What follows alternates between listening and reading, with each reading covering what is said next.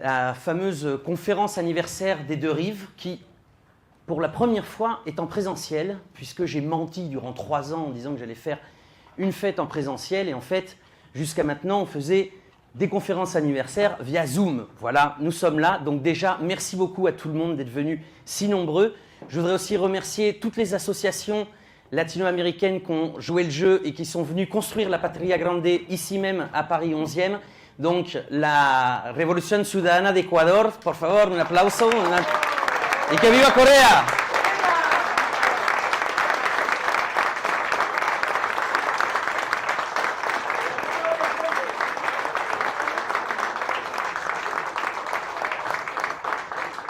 L'association Wipala France, qui représente la Bolivie.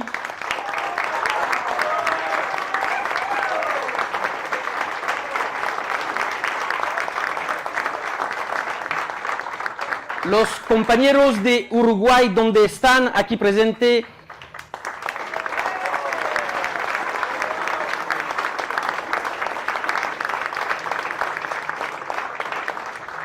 Allá atrás, una gran guerrera, une grande lutteuse pour la patrie, la grande patrie, Maigualida de Alba Francia et du Cercle Bolivarien de Paris, du Venezuela.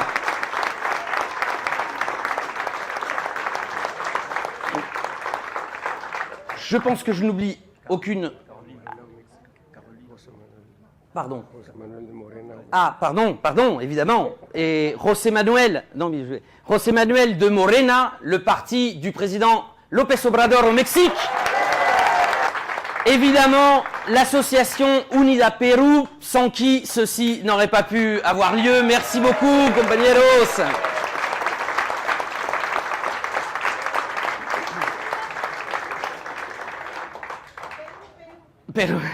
Je remercie aussi Carolina Gerendas, la chargée d'affaires de l'ambassade de la République bolivarienne du Venezuela, qui nous fait l'honneur de sa présence.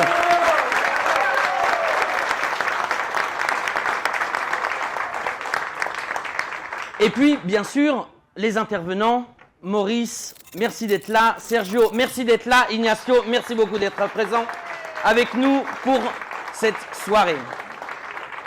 Alors, je ne vais pas m'étendre, j'ai déjà parlé en première partie. Je voulais juste rappeler que les Deux Rives sont un petit média dont l'unique prétention n'est pas de vous inculquer à la force la vérité transcendantale, mais juste de mettre un grain de sable dans la machine médiatique, de vous proposer en français un autre point de vue sur l'Amérique latine. Comme j'aime à le répéter, vous n'êtes pas obligé de me croire, mais au moins vous avez un autre point de vue pour pouvoir comparer avec ce que disent les médias dominants. Et je vous annonce, pour ceux qui ne connaissent pas les Deux Rives, que généralement, on n'est pas sur la même longueur d'onde. Alors, j'ai les Deux Rives depuis 3 ans, et j'ai regardé tout à l'heure, c'est 867 articles en français, avec une autre tendance éditoriale. C'est plus de 200 vidéos aussi, des petits reportages, des interviews, des conférences. Et donc, évidemment, je vous invite à nous suivre sur tous les réseaux sociaux ou sur les miens aussi, @romainmigus, pour que vous ayez cet autre point de vue, si nécessaire, à la compréhension de ce continent qui est si riche. Je vais terminer en vous racontant une anecdote. Je vous avais parlé en première partie lorsque nous sommes allés dans la région d'Apurimac, dans un petit village, et quand je suis arrivé, il y avait une assemblée générale dans un champ. Et donc, moi, j'arrive et puis on commence à filmer. Et les gens sont très énervés contre les médias. Parce que je vais vous faire une confidence. Les médias péruviens feraient passer BFM pour un modèle de déontologie. Dans les médias péruviens, Pascal Praud serait un trotskiste.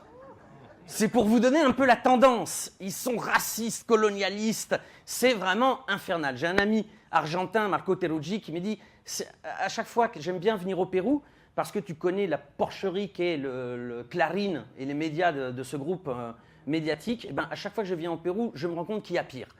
En termes de médias, le Pérou, c'est quand même quelque chose. Donc les gens, évidemment, ils en ont marre de se faire traiter de tous les noms. Et donc nous, on arrive avec les caméras comme ça, et là, ils nous disent « Hey, il y a 2 journalistes, enchaînez-les, fouettez-les !» Chicoté. Alors qu'on commence à parlementer. Oui, mais vous savez, on n'est pas vraiment des journalistes comme vous connaissez, on est d'autres et tout ça. Vous inquiétez pas. Et je dis, ah oui, tu viens d'où? Moi, je suis français. Je lui ai dit, moi, je suis français. Et pour qui travailles-tu? J'avais mon carnet, je travaille pour les Deux Rives. Eh bien, figurez-vous que grâce à vous et grâce au soutien que vous nous apportez, tant financièrement que moralement, j'ai évité le fouet grâce à vous. Voilà. Donc, écoutez, je ne vais rien dire de plus, sinon un grand merci d'être présents tous. Et je vais céder la parole à notre premier intervenant, Ignacio, sur le thème de l'Amérique latine dans le nouveau monde multipolaire. Depuis plus de 15 ans que je vis en Amérique latine, j'ai l'impression, je ne sais pas si vous avez vu Game of Thrones. Oui? Bon, de manière très humble, j'ai l'impression parfois d'être Jon Snow, tant qu'à faire. Pourquoi? Mais parce que depuis l'Amérique latine, on voit de l'autre côté du mur. Et le monde multipolaire tel qu'il se construit, il n'est pas né de la guerre en Ukraine, il n'est pas né des dernières années. En fait, ça fait plus d'une décennie qu'ils sont en train de le construire, des relations avec l'Afrique, des relations avec le Moyen-Orient. Et ça, évidemment, on le voit. Et pour paraphraser, je voyais, alors évidemment, les latino-américains en lutte n'ont rien à voir avec l'armée des morts ni les marcheurs blancs de Game of Thrones. Mais quand, il y a plusieurs années, je rentrais en France et j'essayais d'expliquer, j'avais l'impression d'être à Port-Royal, à parler à des gens qui ne comprenaient absolument pas de ce qu'ils retournaient. Et aujourd'hui, aujourd'hui, on est en plein dedans. Mais ça, je ne vais pas vous le raconter. C'est Ignacio, Maurice et Sergio qui vont s'en charger. Merci beaucoup. Merci beaucoup. Très bien, bonsoir. Écoutez, je veux d'abord, bien sûr, féliciter notre ami Romain pour l'anniversaire des Deux Rives et le remercier d'avoir eu la gentillesse de m'inviter ce soir. Alors, c'est vrai que le monde multipolaire, les Latino-Américains y ont largement contribué à essayer de le construire. Il n'est pas construit, bien entendu, mais on se retrouve aujourd'hui, notamment depuis le 24 février de l'an dernier, depuis le début du conflit en Ukraine, avec un monde qui est de nouveau fracturé, très nettement fracturé. Il l'était déjà pour des raisons économiques et politiques, mais maintenant c'est tout à fait visible. On sait par exemple que la plupart des pays d'Afrique, comme la plupart des pays d'Amérique latine, n'appliquent pas les sanctions que les États-Unis, les pays de l'OTAN veulent appliquer à la Russie. Et ils sont indifférents. Je pense que le chef d'État qui représente le plus cette attitude de non-soumission au diktat des sanctions contre la Russie, c'est Lula, par exemple, hein, dont vous avez d'ailleurs remarqué dans les médias récents, on en parlait récemment avec Maurice, que les articles qui commencent à critiquer Lula se multiplient dans la presse, y compris dans la presse française. Lula n'est plus le personnage sympathique qu'il était il y a 20 ans, quand il est arrivé pour la première fois au pouvoir. Maintenant, c'est quelqu'un qui, finalement, semblerait comprendre le président Poutine, semblerait établir une sorte d'équidistance ou d'équivalence entre les thèses de la Russie et les thèses de l'OTAN. Donc c'est beaucoup moins sympathique. Mais la réalité, c'est que le monde, effectivement, est fracturé et l'Amérique latine, avec quelques exceptions, mais globalement, n'applique pas ces sanctions. Il faut rappeler que, par exemple, le président Chavez, qui était, vous vous en souvenez, arrivé au pouvoir, avait été élu pour la première fois en 1999, lorsque Chavez a entrepris toute une réflexion sur ce que devait être une politique internationale de l'Amérique latine, dans un projet bolivarien, dans un projet en particulier d'intégration latino-américaine, Chavez a pris des initiatives, d'abord de faire des sommets Amérique latine-Afrique. ou Amérique latine, monde arabe, ce qui s'était jamais fait. Amérique latine, Afrique, Lula également l'a fait. A fait des sommets Brésil, Afrique. Et comme Chavez avait fait Venezuela, monde arabe, dans la perspective de réussir à le faire avec l'Amérique latine. Donc il y avait cette tendance. Il va de soi que Cuba a cette même attitude depuis fort longtemps. Hein. Lula n'est pas le seul président qui ait pris cette initiative. Par exemple, Cuba est une très grande puissance diplomatique. Hein.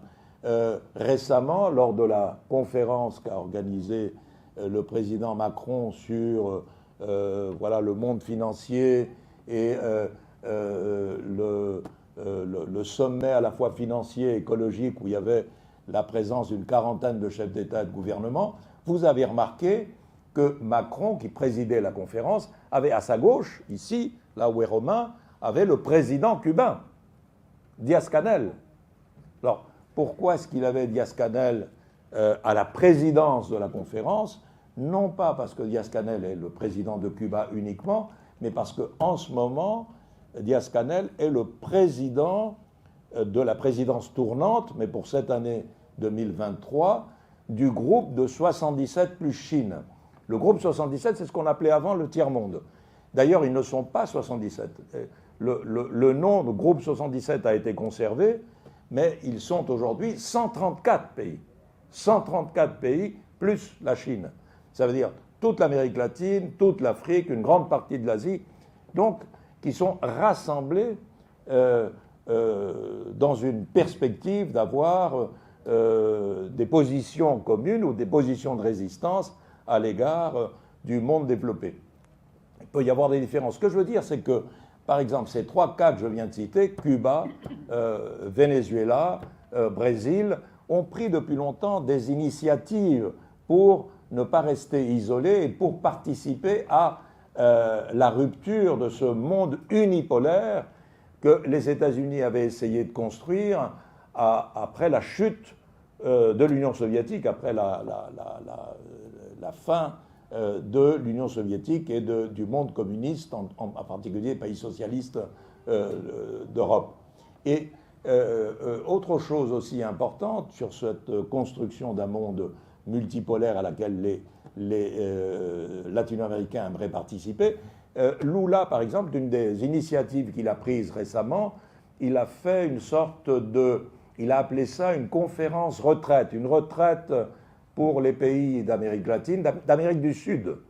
Vous vous souvenez, il y a à peine un mois, à peu près un mois, il a fait une conférence internationale, un sommet international, avec la participation de tous les chefs d'État d'Amérique du Sud, c'est-à-dire ce qui se trouve au sud de Panama, n'est-ce pas, avec tous les chefs d'État, excepté la chef d'État péruvienne, qui n'est pas venue parce qu'il semble que la constitution péruvienne ne permet pas au chef d'État ou à la chef d'État de quitter le pays, et c'est le Premier ministre qui était venu à cette conférence. À l'exception de ce Premier ministre, il y avait tous les chefs d'État représentés, y compris de la Guyana et du Suriname, qui sont souvent un peu oubliés. Et quel était l'objectif de cette conférence de la part de Lula? Lula disait précisément l'Amérique latine, en particulier l'Amérique du Sud, ne compte pas assez, ne pèse pas assez dans l'ensemble du fonctionnement mondial aujourd'hui, ne pèse pas assez. Il faudrait se constituer, non pas finalement comme une organisation, disons, très stricte, très serrée, très conventionnelle, mais tout simplement essayer de créer quelque chose, c'est très intéressant et très humble, je dirais, de la part de Lula, quelque chose qui ressemblerait à l'organisation de l'unité africaine, l'OUA, vous savez? C'est-à-dire que les Africains, disait Lula, sont mieux organisés que nous parce que l'OUA fonctionne comme organisation qui représente l'ensemble des pays d'Afrique et pèse à cet égard dans, disons, le concert international, puisque quand le président de l'OUA s'exprime, il s'exprime au nom de l'ensemble des pays africains. Et nous, on n'a pas ça en Amérique latine, malgré notre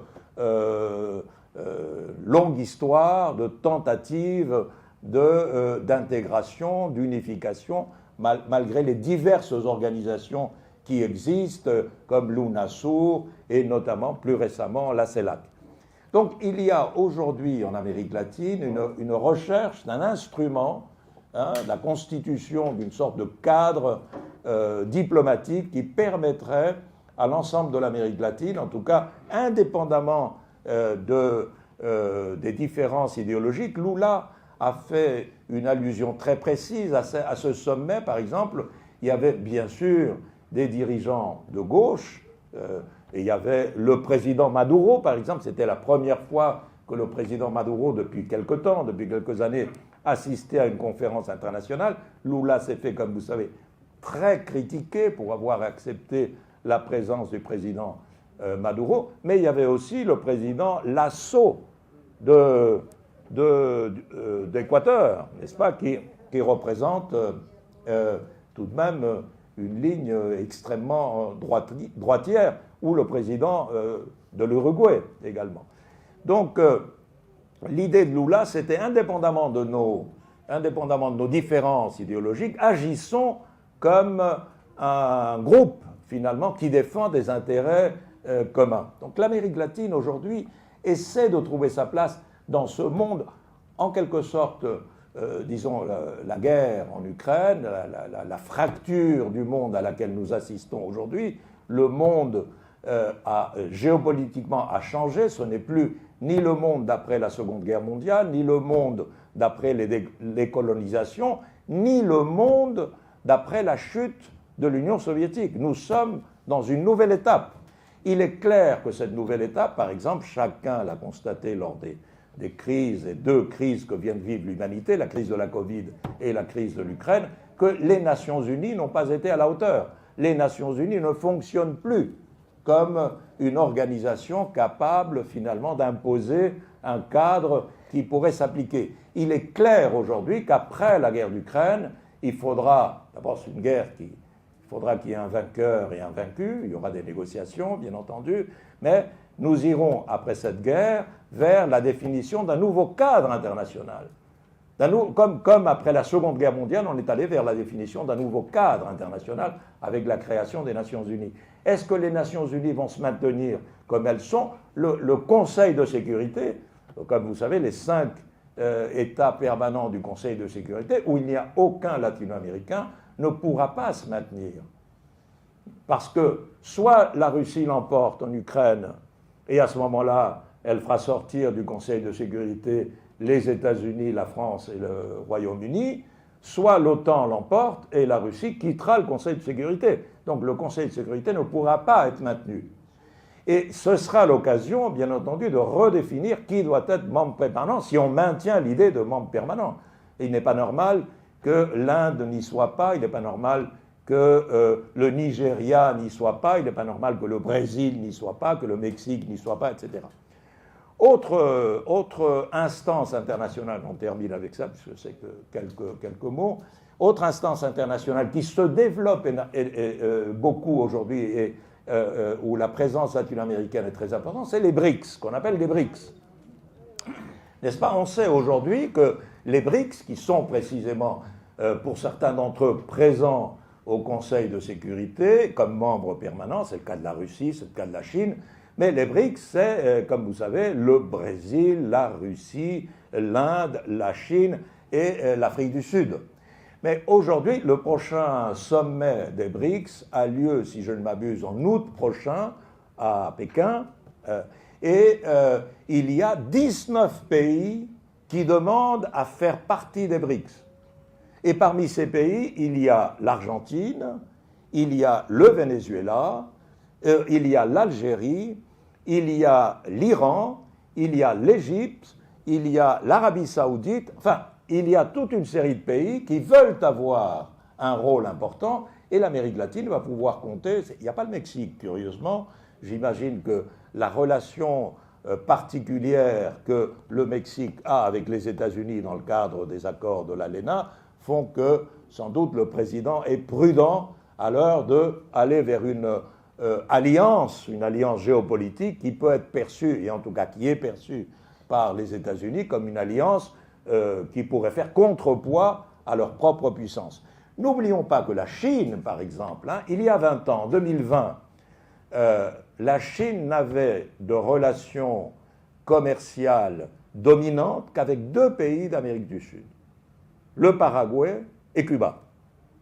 Aujourd'hui, c'est avec plus de la moitié de l'Amérique du Sud que le principal partenaire économique est la Chine. Et la Chine est le premier partenaire économique de l'Amérique latine, devant les États-Unis, en 20 ans. Donc la Chine a maintenant un rôle très important au moment où nous parlons. Comme vous savez, si vous avez lu la presse, hier, l'Argentine a payé une partie, a rendu une partie du crédit qu'elle doit au Fonds monétaire international pour la première fois de l'histoire en yuan. Elle n'a pas payé en dollars. Elle a payé 1 milliard de l'équivalent dollar, mais en yuan. Et le FMI l'a accepté. Et donc, ça veut dire, voilà une preuve précisément que l'Amérique latine essaie de s'insérer dans ce monde multipolaire avec une personnalité et que là aussi on peut, Maurice va parler de cette question, mais on peut espérer que la dizaine ou la douzaine de pays qui sont aujourd'hui pilotés par la gauche en Amérique latine, n'oublions pas que les 6 principales économies d'Amérique latine, le Brésil, le Mexique, l'Argentine, le Venezuela, le Chili, la Colombie, le Pérou, sont aujourd'hui gouvernés par des gouvernements de gauche. Et donc c'est une occasion qui se présente de pouvoir précisément constituer, il y en a d'autres bien sûr, mais je parle des principales économies, et donc c'est l'occasion de constituer un bloc qui pourra peser dans ce monde qui est en train de se redéfinir pour que l'Amérique latine ait enfin une voix qui soit à la hauteur de ce que l'Amérique latine représente dans le monde d'aujourd'hui. Merci beaucoup.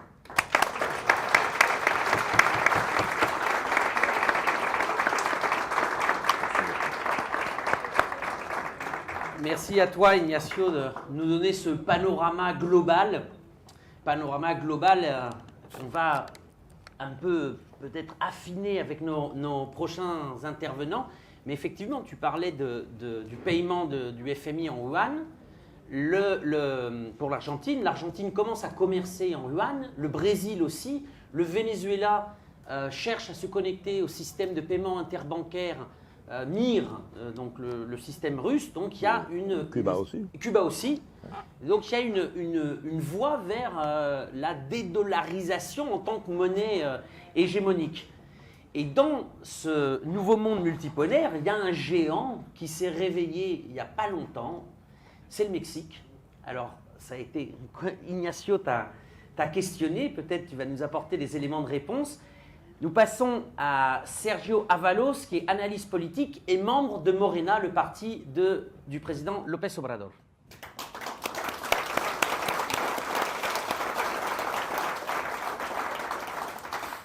Merci beaucoup Romain pour l'invitation déjà, toutes mes félicitations pour l'anniversaire du RIV. Et en fait aujourd'hui il y a beaucoup de choses à fêter parce qu'il se trouve qu'aujourd'hui, 1er juillet, ça fait exactement 5 ans que Andrés Manuel López Obrador a gagné les élections au Mexique. Bravo! Donc le peuple mexicain est en train de fêter ça aujourd'hui. On va peut-être aussi le fêter. On va en profiter pour fêter aussi ici à Paris. Et c'était vraiment un réveil, mais en fait c'était le résultat des luttes, d'années et d'années de luttes. Et j'ai eu en fait, pour la petite anecdote, j'ai eu l'opportunité un peu par hasard d'être là le jour de l'élection et de participer sur une table à compter une partie des voix. Et je peux vous dire qu'on avait énormément de doutes parce qu'on avait déjà subi je ne sais pas combien de fraudes et la répression qui va avec. Et on savait que, comme disait Monterroso, et c'est une métaphore que on utilisait beaucoup au Mexique, le dinosaure était encore là. Et après chaque élection, en fait, les Mexicains ont utilisé cette métaphore du dinosaure de Monterroso pour dire, mais comme on se réveille et le dinosaure est encore là. Et on avait vraiment peur que le dinosaure soit toujours là. Et quand ce jour-là, vers 20h du soir, donc assez tôt finalement, parce qu'on s'attendait à avoir des résultats au milieu de la nuit, mais vers 20h, le représentant du parti révolutionnaire institutionnel, oxymoronique PRI, est paru à la télé pour dire « on a perdu ». Là, personne n'y croyait, quoi. Franchement, c'était, il y avait tellement de joie et en même temps, on avait du mal à le croire. Donc,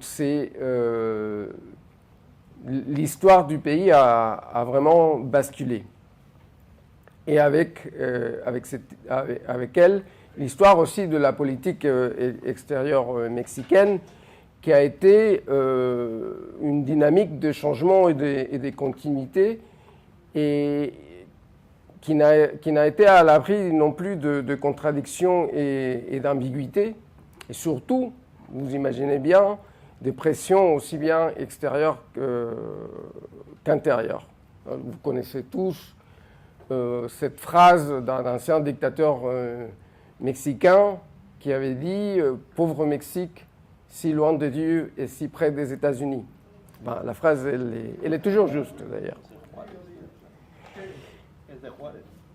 Non, fue Porfirio Díaz. C'était Porfirio Díaz. Non, Juárez, c'était pas le dictateur, mais c'est Porfirio Díaz qui a dit ça. Bon, la phrase est juste, même si c'est un dictateur qui l'a dit. En fait, c'est vrai que, en plus, l'histoire du Mexique est particulièrement compliquée et parfois complexe à comprendre, parce que même si on a vécu pendant 70 ans, 80 ans sous je sais pas, comme un système de parti hégémonique, c'est-à-dire ce n'était pas un parti unique, mais c'était un parti qui gagnait les élections à chaque fois, toutes les élections. Il n'y avait pas vraiment d'autres possibilités. Il y a un romancier mexicain qui a écrit un roman qui s'appelle El Gran Solitario de Palacio, qui est paru en Argentine pour la première fois à cause de la censure, et où il parlait d'un système où c'était en réalité un dictateur qui subissait une chirurgie tous les 6 ans. Ben, c'était un peu ça.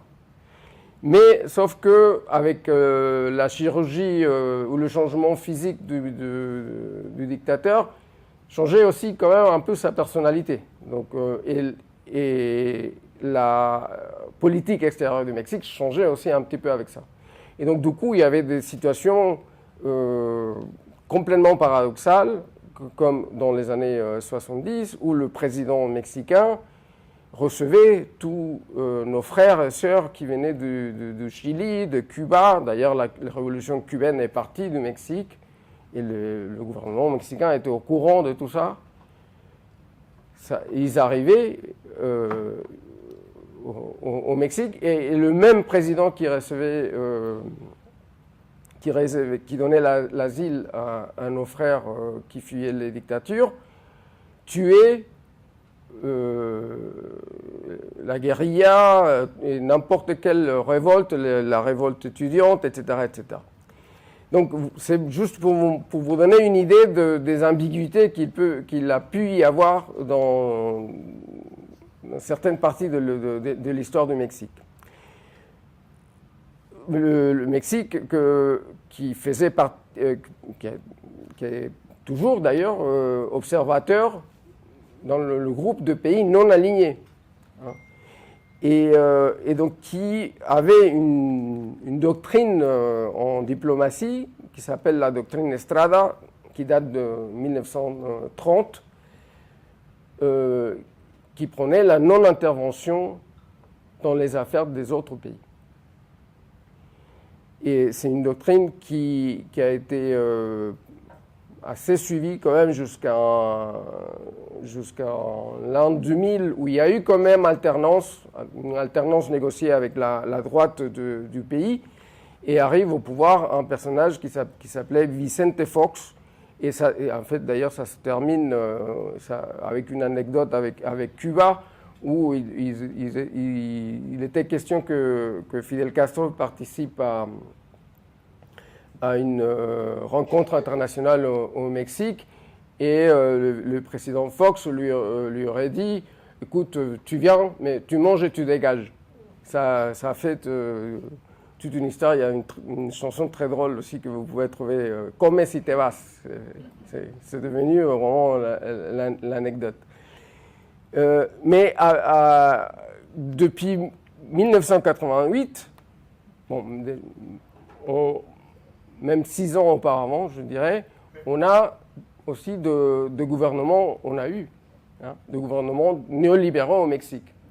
Donc on a vécu tous les changements comme au Chili dans la législation pour faire en sorte que tout le monde devienne plus ou moins petit entrepreneur, etc. Mais avec l'arrivée au pouvoir d'Andrés Manuel López Obrador, il y a eu vraiment un changement. Même si au départ, il avait dit la meilleure politique extérieure est de faire une bonne politique dans notre propre pays. Ça, il a dit ça pendant qu'il était en campagne. Et tout de suite, ceux qui sont aujourd'hui dans l'opposition, ils ont commencé à dire oui, il ne veut pas se mêler de politique internationale parce que c'est un ignorant, parce qu'il ne parle pas anglais, parce que ses chaussures sont sales et parce qu'il n'a pas le niveau. Voilà, c'est le même niveau, j'imagine, au Pérou. Enfin bon. Mais ce qu'il voulait dire, c'est que faire un bon travail au Mexique, au niveau intérieur, pour s'occuper justement des classes populaires, redonner la force au peuple, ça pouvait faire un bon exemple pour le reste des pays de l'Amérique latine. Je pense que c'est ça le sens de sa phrase, et je vais essayer, je vais aller un peu plus vite, mais je pense qu'il a, par ses actions, c'est ce qu'il a essayé de montrer. Donc il a, même un peu avant sa prise de pouvoir, parce qu'il y a aussi un décalage entre les élections et la prise de pouvoir, il a pu participer à la renégociation de l'ALENA et donc grignoter un peu, empêcher les Américains et les Canadiens de faire ce qu'ils voulaient. Il a récemment réussi à racheter à Repsol une bonne partie de l'industrie électrique, ce qui a été considéré comme une nouvelle étatisation de l'industrie électrique qui avait été plus ou moins privatisée par les gouvernements néolibéraux.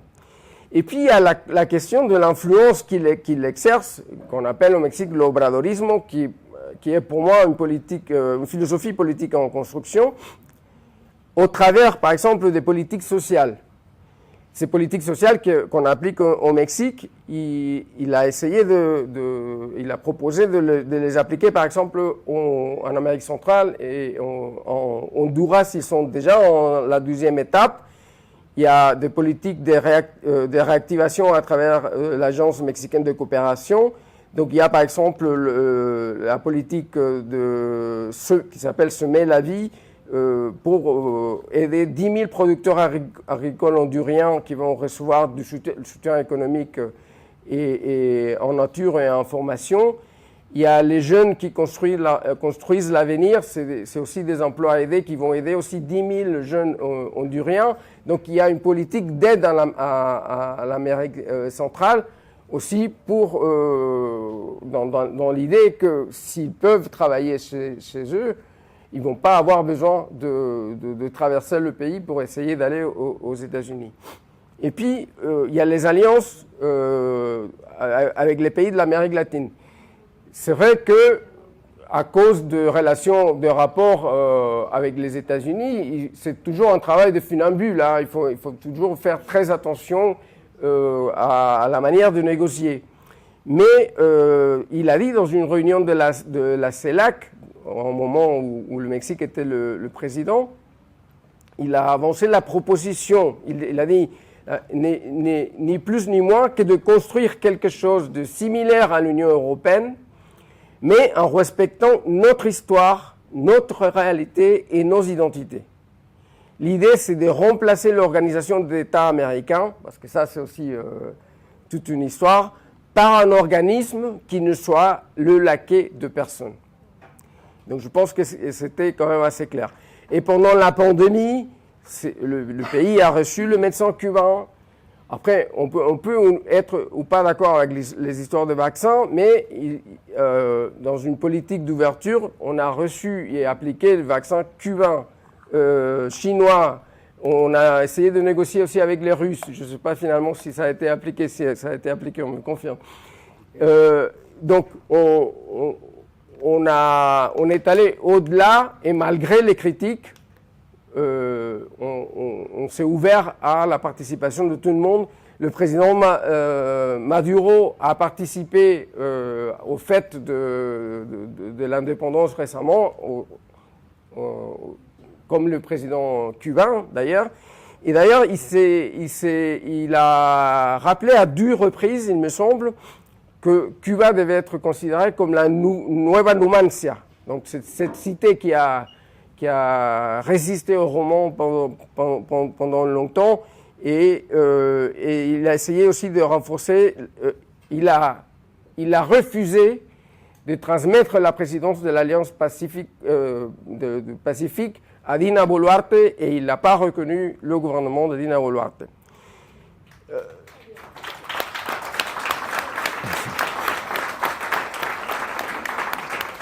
Et je termine très rapidement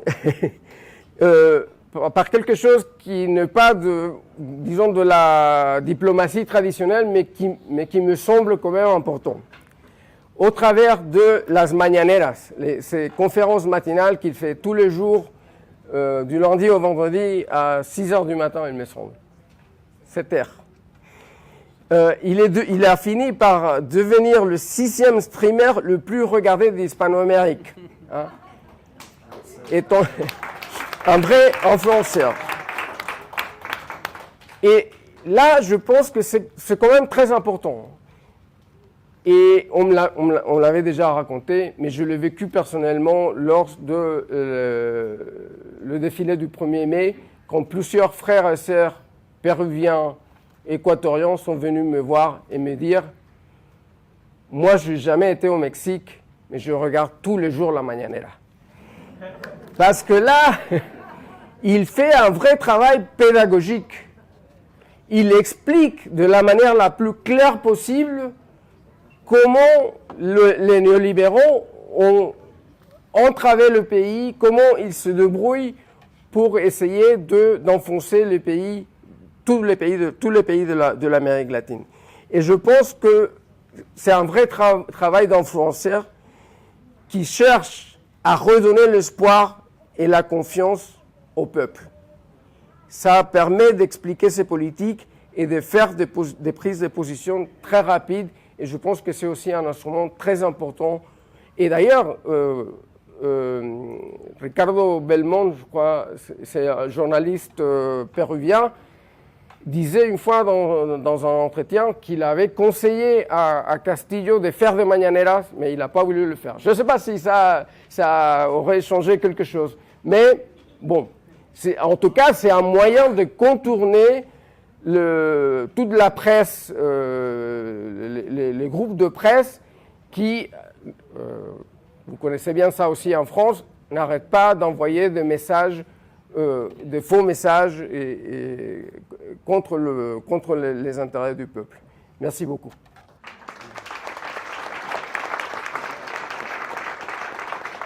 Merci Sergio. Alors tu nous as emmenés au Mexique, là tout en haut de l'Amérique latine, et on va pouvoir redescendre et faire un voyage avec Maurice qui va nous emmener dans plusieurs pays d'Amérique latine. À toi Maurice. Thank you very much. Écoutez, je ne sais pas ce que vous auriez fait, vous, mais moi, si j'étais journaliste, j'aurais quand même accordé une certaine importance, mais peut-être même une page ou un gros titre, à une déclaration de Donald Trump. Vous savez qui c'est, en gros? Une déclaration qu'il a faite le 10 juin 2023. J'ouvre les guillemets. Quand je suis parti, le Venezuela était près de s'effondrer. Nous l'aurions pris. Nous aurions obtenu tout ce pétrole. Nous l'aurions eu juste à côté, mais maintenant, nous devons acheter ce pétrole au Venezuela. C'est Trump.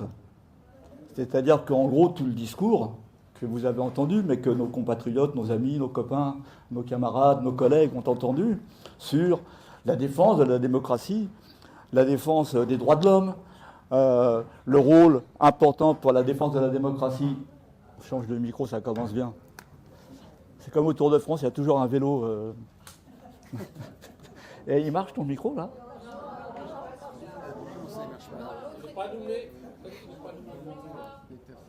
Allô, allô. Ça marche, mais ça manque un peu de son, non? 1, 2, 1, 2. Vous m'entendez? Si vous ne m'entendez plus, vous faites signe. Oui, donc tout le discours sur la défense de la démocratie au Venezuela contre l'horrible dictature de Nicolás Maduro était évidemment complètement bidon, puisque Biden lui-même l'admet. Mais je vous l'ai dit, ça c'est si j'étais journaliste. Il se trouve que je ne travaille pas à Libération, puisque Libération, ce qui le passionne en ce moment, c'est Lula, le faux ami des Occidentaux. Ce qui passionne Le Monde, quotidien que d'aucuns considèrent de centre-gauche, c'est au Brésil l'image ternie de Lula. Et alors quand même, comme je suis un peu curieux, je suis abonné au Monde, je ne suis pas abonné à Libé, hein, il y a des limites à l'absence de limites. Ce qui gêne Libé, c'est que son retour sur la scène internationale a pourtant déçu avec des positions éloignées de celles des Européens et des Américains. C'est-à-dire qu'en gros, j'invente rien, hein, c'est ce qu'on appelle le chapeau, c'est-à-dire ce que vous allez retenir si vous n'avez pas le courage de lire tout l'article. Et puis pour Le Monde, je veux dire en 3 lignes, en 6 lignes, on élimine vite fait. Lula a néanmoins tenu à satisfaire sa base et à relancer les programmes sociaux. Bon, ça, c'est pas très important, on s'en fout. Des tentatives ambiguës de médiation dans le conflit Ukraine-Russie, bien sûr. Et puis, alors surtout quand même, la réception sur tapis rouge du président vénézuélien Nicolás Maduro à Brasilia, en plein sommet régional, a déplu. Voilà, a déplu à qui? On ne sait pas, mais ça a déplu. Bon. Alors, Lula, lors du sommet qu'a évoqué Ignacio, sommet des chefs d'État fin mai 2023 à Brasilia, le 30 mai, sommet sur l'intégration régionale, Lula a reçu les présidents d'Amérique du Sud. Lula, la première chose qu'il a faite quasiment en rentrant, c'est de rétablir les relations diplomatiques avec le Venezuela. De même que le président Gustavo Petro en Colombie a rétabli les relations diplomatiques avec le Venezuela, a reçu à plusieurs reprises Nicolás Maduro. Et Lula a eu l'impudence, au cours de ce sommet, de défendre le Venezuela de Maduro, il est chaviste, en disant que tout le discours qui avait été prononcé sur ce pays depuis longtemps était une construction narrative. Et là, évidemment, quand même, il a poussé un tout petit peu, Lula, pour le dire. Et donc, il a été immédiatement critiqué par la droite, lui, le président uruguayen Luis Lacalle Pou.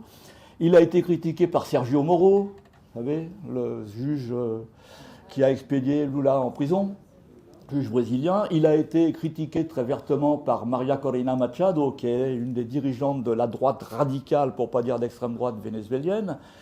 Il a été critiqué par le conseiller à la Maison-Blanche, Juan González. Et puis, il a été critiqué parce que chez McDonald's, on appelle l'employé du mois, c'est-à-dire Gabriel Boric, le président chilien. pour cette prise de position. Parce que du point de vue de tous ces gens-là, du monde, de Libération, la construction narrative sur le Venezuela n'existe pas. Je vais prendre un exemple que j'ai déjà cité, je m'excuse auprès des abonnés. Là, vous avez ici un article qui a été publié par l'Obs, qui est un hebdo de... je ne sais pas d'où. Ça a été de gauche. Hein. Je vous lis le titre. « Au Venezuela, soit tu tues, soit tu es tué. Confession d'un milicien de Maduro. » Et alors, je vais vous lire le gros chapeau. Ah, pour le coup, c'est un gros chapeau, mais ils sont donnés du mal, hein, l'Obs quand même. Donc, pour rencontrer Alfredo, il a fallu beaucoup négocier et, il faut bien l'avouer, un peu payer. 75 $. Une première dans une longue carrière de journaliste. Sans ce dédommagement, jamais ce quadragénaire n'aurait accepté de descendre de son barrio de Cotiza, ce quartier populaire de Caracas où il vit et sévit. 75 $. Une petite fortune quand on sait que le salaire mensuel moyen au Venezuela est de l'ordre de 15 $. Parfois c'est 5 $, hein, mais c'est pas grave. L'homme a besoin d'argent et sait que les témoignages comme le sien sont rarissimes. Pour l'approcher, il a fallu passer par un intermédiaire, un fonctionnaire de Cotiza le connaissant de longue date et en qui nous avions toute confiance. Alfredo est membre des Colectivos, ces forces paramilitaires qui sèment depuis des années la terreur dans le pays. Issus des mouvements de guérilla des années 70 et 80, ces groupements de civils surarmés ont été réactivés par Hugo Chavez, qui les a promus gardiens de la révolution bolivarienne. Ils étaient censés à l'origine faire respecter l'ordre, traquer les opposants et superviser les œuvres sociales. Ce sont aujourd'hui des bandes mafieuses sans foi ni loi qui volent, pillent, raquettent et tuent à l'occasion en toute impunité. Alors, je trouve que complètement par hasard, pour un site dominant, concurrent des deux rives, qui s'appelle Mémoire des luttes, deux corporations médiatiques importantes, il se trouve que le hasard fait que j'ai fait un reportage sur les collectivos. Hein, c'est sur un site qui s'appelle Mémoire des luttes, et ça s'appelle Les collectivos vénézuéliens du fantasme à la réalité. Alors vous allez me dire, mais enfin comment t'as fait? T'as vu un peu le contexte? Ça a dû être terrible, ça a dû être... Ben non, non, excusez-moi, je ne suis pas un journaliste d'investigation à l'Obs. Je suis arrivé à Caracas, j'ai appelé un copain, que certains d'entre vous connaissent peut-être, qui s'appelle Thierry Deron, qui habite dans un quartier populaire à La Pastora, qui travaille au Venezuela depuis longtemps, dans des quartiers populaires, qui a monté une école de cinéma. Je lui dis, Thierry, je voudrais faire un reportage sur les collectivos, est-ce que tu peux me filer des contacts? Il m'a dit, Chéver, pas de problème. Et je veux dire, le lendemain, il m'a donné une liste de 10 numéros de téléphone à appeler. J'ai appelé les 10 numéros de téléphone, voilà, je m'appelle Maurice Leman, je suis journaliste français, je voudrais vous rencontrer, est-ce que je peux venir? Donc pas de problème, je sais pas. Et j'ai visité une quinzaine de collectivos pour Mémoire des luttes. Et je suis tombé sur des mouvements sociaux, comme vous, sans doute, comme vous et moi. Enfin moi je suis journaliste du mouvement social, qui m'ont raconté leur histoire. Je suis pas tombé sur des givrés totaux. Je suis tombé sur des gens qui veulent défendre la révolution, mais qui font aussi du travail social dans les quartiers. Qui, comme dans tout groupe humain, j'ai tombé sur 2-3 excités, effectivement, sur qu'il faut surveiller quand même de près. Mais en réalité, tout ça n'a strictement rien à voir avec ce que nous raconte l'Obs. Or, ce que racontait l'Obs à ses lecteurs, ses lectrices, c'est ce qui est proposé, est donné, à ingurgiter à ce qu'on appelle l'opinion publique depuis 20 ans, tous les jours. C'est ce qui correspond à ce qu'on appelle... Alors pour nous, c'est une difficulté parce que qui a été synthétisée par ce qu'on appelle la loi de Brandolini. Je pense que vous la connaissez. Non, vous êtes le maillon faible. La loi de Brandolini, en anglais, c'est « the bullshit asymmetry principle ». C'est-à-dire, j'ouvre les guillemets, la quantité d'énergie nécessaire pour réfuter les conneries est largement supérieure à celle nécessaire pour les produire. Et en fait, l'Amérique latine est confrontée à ce problème, est confrontée très sérieusement à ce problème. Alors, ça a évidemment des conséquences. Ça a évidemment des conséquences, puisqu'il y a un bulldozer permanent, à tel point que, je vais prendre là encore un exemple, excusez-moi, je ne suis pas très organisé, en plus, Romain m'a pourri la journée en me disant que j'avais 10 minutes. Ça a des conséquences, à tel point que vous avez, encore Le Monde, hein, je suis désolé, C'était quand ça? C'était le mercredi 3 mai 2023. On a un ex-député européen de gauche, vert. Alors aujourd'hui, je ne sais pas s'il faut dire vert ou s'il faut dire kaki. Alain Lipiette. Alain Lipiette.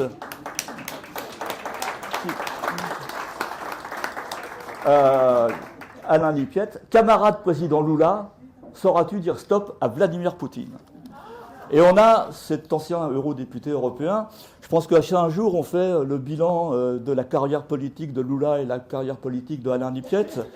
On notera que Lula a sorti 30 millions de personnes de la pauvreté et que Lipiette, il a pris souvent le TGV, mais enfin bon, c'est peut-être un peu méchant, il a eu une carrière intéressante. Bon. Mais c'est quand même pas à Lipiette de donner des leçons à Lula, si je peux me permettre. Des conseils à Lipiette. Bon. Et puis, évidemment, tout ça a des conséquences, des conséquences funestes dans la mesure où ce qu'on peut appeler toute cette propagande, elle est évidemment destinée à l'opinion publique en général, mais pour les forces conservatrices latino-américaines ou états-uniennes, l'objectif principal, c'est pas la droite. La droite, par définition, quand on lui parle de révolution bolivarienne, de révolution citoyenne en Équateur, de révolution en Bolivie, par définition, elle est contre. C'est vous, les cibles. C'est la gauche. C'est la gauche. C'est en s'adressant à vous qu'il faut réussir à casser les solidarités. C'est-à-dire qu'ici, on est un nombre imposant pour une journée comme celle-là, mais je me souviens, dans les années 80, que lorsque les guerres civiles régnaient en Amérique centrale, je veux dire, la gauche remplissait comment s'appelle cette salle, Ignacio? À la Mutualité. Hein, c'était des milliers de personnes qui se mobilisaient pour défendre les latino-américains en lutte. On n'en est malheureusement plus là. On a perdu la bataille médiatique. Hein. Oui. Ça va bien la mutualité, là. Hein. C'est une petite mutualité. Hein. On va dire que c'est une graine de mutualité qui va donner des... Bon. Mais non, ça a des conséquences extrêmement funestes. Je vais prendre là encore un exemple qui me tient à cœur. Je vais peut-être surprendre certains d'entre vous. On n'a pas le temps de faire du débat, de faire un grand débat. Vous savez que dans la troïka de la tyrannie qui a été décrétée par John Bolton, le conseiller à la sécurité nationale de Donald Trump, il y a Cuba, le Venezuela, le Nicaragua. Des trois, le méchant des méchants, c'est Daniel Ortega. Bon. Alors, je vais juste vous prendre un exemple, non pas pour vous convaincre que Ortega est gentil, mais pour vous montrer comment ça fonctionne. On a un certain nombre de nos amis, de nos camarades ou nos ex-camarades de gauche. Ça va de Attac au NPA, en passant y compris par la France Insoumise, qui ont signé des pétitions pour dénoncer la dictature au Nicaragua. Je vais prendre des exemples. Il y a eu un premier texte, le 29 juillet 2018. Solidarité avec le mouvement populaire au Nicaragua. Je lis, je fais évidemment un petit extrait. Selon l'Association nicaraguayenne pour les droits humains, l'ANPDH, la police nationale et les paramilitaires ont assassiné 448 personnes. Quelques 500 opposants ont été enlevés. La majorité d'entre eux sont considérés comme disparus, une dénomination qui renvoie aux pires heures des dictatures en Amérique centrale et du Sud. C'est terrible, hein? Même pour nous. Vous entendez ça, vous vous dites, mais qu'est-ce qui se passe au Nicaragua? 448 morts, 500 disparus. Bon. Il se trouve que les mêmes, je ne donne pas les noms, d'abord, je ne suis pas une balance, deux, je ne suis pas là pour leur porter préjudice, j'aimerais les convaincre surtout. Les mêmes, exactement les mêmes, en 2022, donc on va dire 3 ans plus tard, signent un texte. Et alors là où on avait 448 morts, il n'y en a plus que 355. Bon. Et puis, les disparus ont disparu. Alors, c'est plutôt une bonne chose. C'est plutôt une bonne chose. Mais ça tente à prouver quand même qu'on a un certain nombre de nos amis, ex-amis, camarades, ex-camarades, etc., qui signent n'importe quoi. C'est-à-dire qu'on leur donnerait 3000 morts, ils signeraient 3000 morts. Bon. Dans le cas présent, c'est particulièrement intéressant parce que l'association qui était à la base de ces chiffres, la NPDH, est une association dite de défense des droits de l'homme, nicaraguayenne. Et il se trouve qu'en 2019, la cupula, comme on dit la cupula en français, le bureau directeur de la NPDH a convoqué une conférence de presse à Managua. Et ils ont dénoncé leur directeur qui venait de se tirer avec $500 000 au Costa Rica. Et ils ont dit, voilà, dans les $500 000 qu'il a embarqués, il y a $300 000 qui venaient de la New Endowment for Democracy, la NED, la nouvelle fondation pour la démocratie, qui, pour ceux qui s'intéressent à l'Amérique latine, est un organisme qui a remplacé la CIA pour financer les oppositions, les ONG, les médias, etc., etc., etc. Il est parti avec 300 000 $ et a ajouté ces représentants de l'association. En 2018, nous avons volontairement augmenté le nombre des victimes d'Ortega pour recevoir davantage de subventions. C'est sur YouTube, hein. Et c'est sur YouTube. Et c'est terrible, parce que c'est nos amis qui signent ça. C'est nos amis qui signent ça. Et c'est ce qui permet de mettre un pays, le Nicaragua, au banc. Alors je ne dis pas que la politique d'Ortega est parfaite. On peut avoir des critiques, on peut avoir un vrai débat. Mais pas comme ça. Por favor, pas comme ça. Bon. Alors là, on est dans l'idéologie des droits de l'homme qui est dépouillée de toute contextualisation, qui est administrée par des ONG qui sont souvent domestiquées à travers les financements de la coopération internationale. Hein.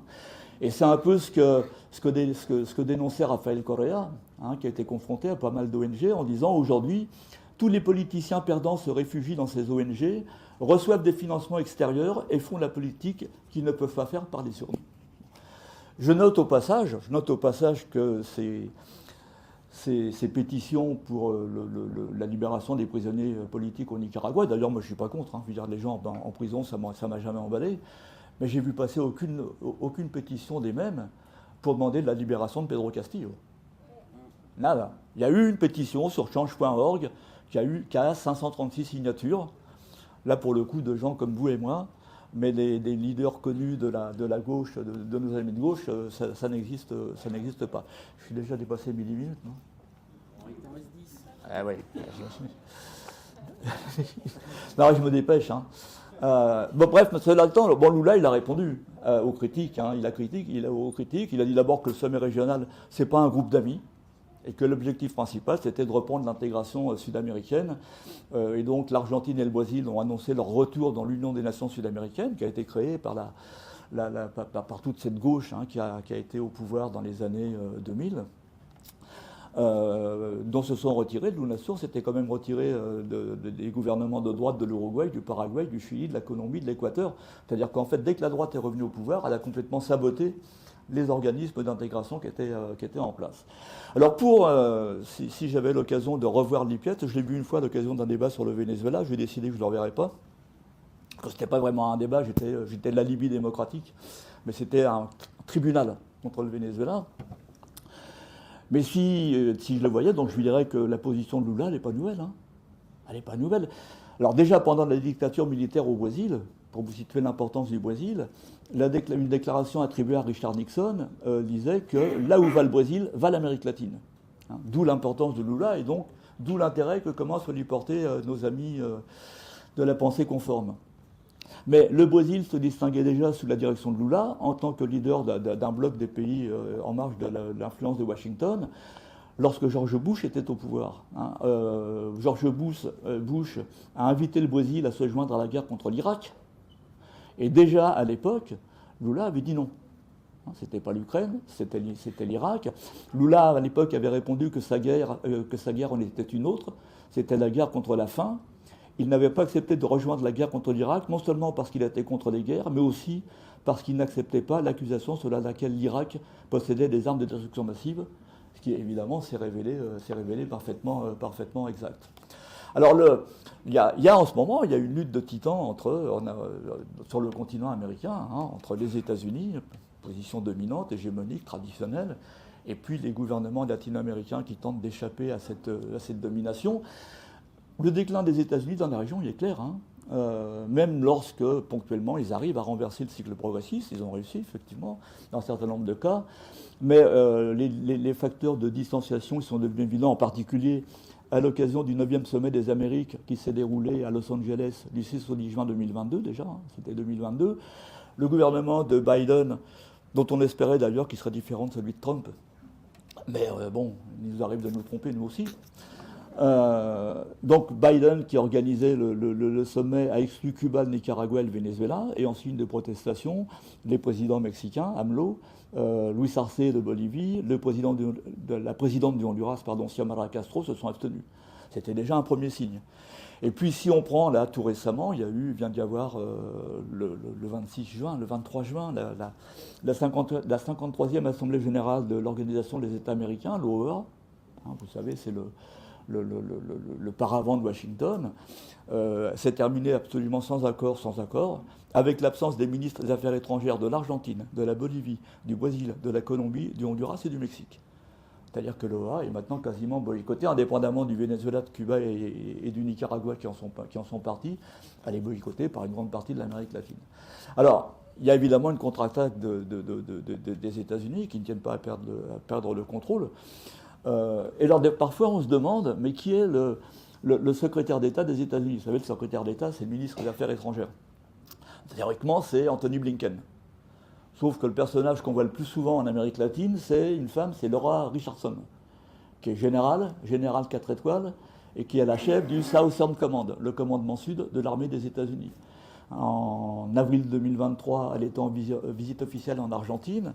Elle a rencontré le ministre de la Défense, elle a rencontré un général qui s'appelle Jorge Tayana, et c'est intéressant parce que c'était le chef de l'état-major interarmé lorsque l'Argentine est impliquée dans le projet d'intervention militaire multilatérale au Venezuela. Donc Laura Richardson est allée le rencontrer là, en avril 2023. Elle a visité le Chili, c'était sa deuxième visite en moins d'un an. En mai 2023, donc le mois dernier, enfin en réalité, non, il y a 2 mois, elle était en Colombie où elle a été reçue par Gustavo Petro. Elle était déjà en visite en Colombie en novembre 2021. Elle était déjà en Colombie en septembre 2022. Alors vous allez me dire pourquoi est-ce que je vous parle de la générale Laura Richardson? Ben, c'est parce qu'elle aussi, comme Donald Trump, elle s'est fait remarquer. Je ne sais pas comment il se débrouille pour se faire remarquer en permanence. Elle a fait devant le groupe de réflexion du Conseil de l'Atlantique, elle a fait une déclaration, enfin elle a fait une conférence le 21 janvier 2023, où elle a expliqué le rôle du Southern Command, le rôle des États-Unis, la vision des États-Unis sur l'Amérique latine. Et là encore, j'ouvre les guillemets, avec toutes ces richesses en ressources et en éléments de terres rares, vous avez le triangle du lithium nécessaire à la technologie d'aujourd'hui. 60% du lithium mondial se trouve dans le triangle du lithium Argentine, Bolivie, Chili. Une autre raison importante, c'est la concentration de la plus grosse réserve de pétrole, dont celle découverte au large du Guyana il y a plus d'1 an. Vous avez, elle dit, hein, là je suis en train de vous raconter ce qu'elle dit. Vous avez aussi les ressources du Venezuela avec du pétrole, du cuivre, de l'or. Elle a souligné également l'importance de l'Amazonie, les poumons du monde, 31% de l'eau douce du monde dans cette région. Cela a beaucoup à voir avec la sécurité nationale des États-Unis et nous devons commencer notre match. Bon, donc ne vous faites pas d'illusions, l'histoire n'est pas finie. L'histoire n'est pas finie. Je ne sais pas si je continue ou si... Mais l'histoire n'est pas finie. L'histoire n'est pas finie. Oui, alors juste un point de détail, comme disait l'autre. On a parlé beaucoup du Pérou, on a nos amis péruviens qui sont ici, on a nos amis équatoriens qui sont ici. Enfin, on a que des amis ici, remarquez, c'est bien, c'est tranquille. Non, on a parlé de la destitution de Pedro Castillo le 7 décembre 2022, quand il a été arrêté, emprisonné. Et pendant le cours des événements, pendant qu'on était en train d'essayer de le destituer, l'ambassadrice américaine états-unienne à Lima, qui s'appelle Lisa Kenna, avait admonesté Castillo. Elle lui avait dit « Les États-Unis demandent instamment au président Castillo de revenir sur sa tentative de fermer le Congrès et de permettre aux institutions démocratiques du Pérou de fonctionner conformément à la Constitution. » Et évidemment, pas un mot sur ce qui avait précédé, c'est-à-dire en fait l'agression permanente de la droite fujimoriste contre Castillo. Il se trouve qu'en Équateur, le président Guillermo Lasso, président néolibéral, vient de fermer le Parlement. Dans des conditions un peu particulières, j'y reviendrai en 2 mois après, mais il a fermé le Parlement. Bon. Dans des conditions littérales, vous savez, je m'en étrangle, c'est vous dire. De manière anticonstitutionnelle, parce qu'en fait, dans l'article 148 de la Constitution, il eût fallu qu'il y ait une commotion interne en Équateur pour qu'il puisse effectivement destituer le Parlement, ce qui n'est absolument pas la situation. Mais en tout cas, pendant la crise, parce qu'il était lui-même menacé de destitution par le Parlement et que le Parlement avait le nombre de voix suffisantes pour le destituer. Donc il destitue le Parlement.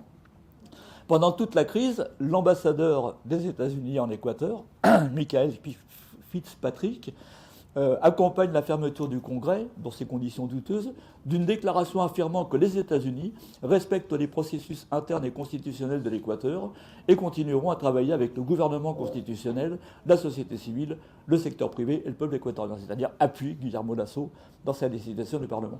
Et évidemment, je ne précise pas que l'OEA fait la même chose. Vous savez, l'OEA, il y a un personnage abominable qui s'appelle Luis Almagro, qui est avec l'ancien président Lénine Moreno, équatorien, ce qu'il y a de plus honteux en Amérique latine. Et donc, ils ont laissé renverser Castillo sans lever le petit doigt, et en revanche, ils ont appuyé Guillermo Lasso. Juste, alors une anecdote, en Équateur, finalement, c'est pas très grave, contrairement au Pérou, parce que cette destitution du Parlement par Guillermo Lasso, ça s'appelle la mort croisée, et ça implique qu'il va y avoir de nouvelles élections législatives et présidentielles. Et donc, du coup, ça arrange tout le monde parce que, là, pour le coup, nos amis de la Révolution citoyenne ont des chances réelles de l'emporter.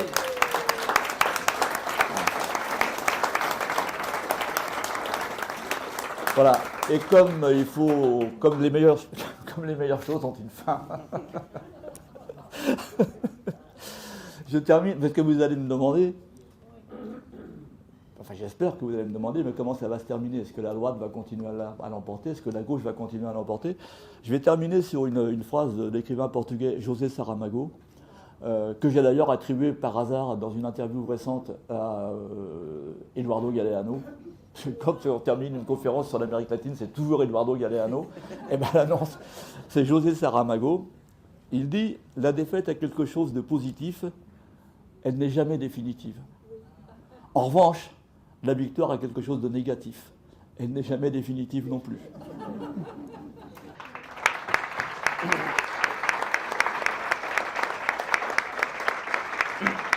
Merci Maurice pour ta brillante intervention et merci surtout d'avoir réussi à respecter les 10 minutes que je t'avais imposées.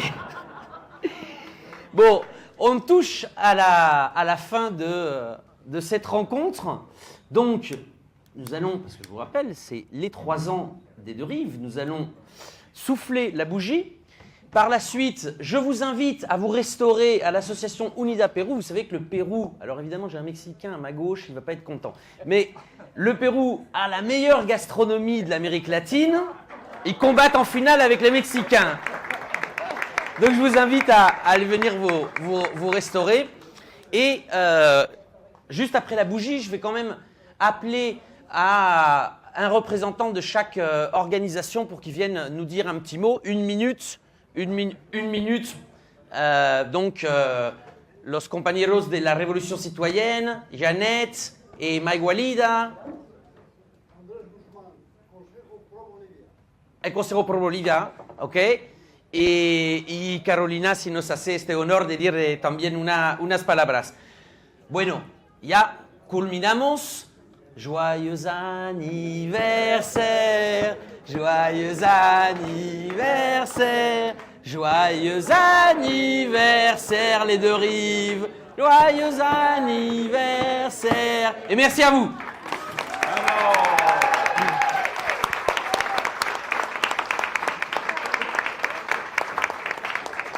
Ah, je précise aussi qu'il y a des parts de gâteau pour tout le monde, au stand péruvien aussi.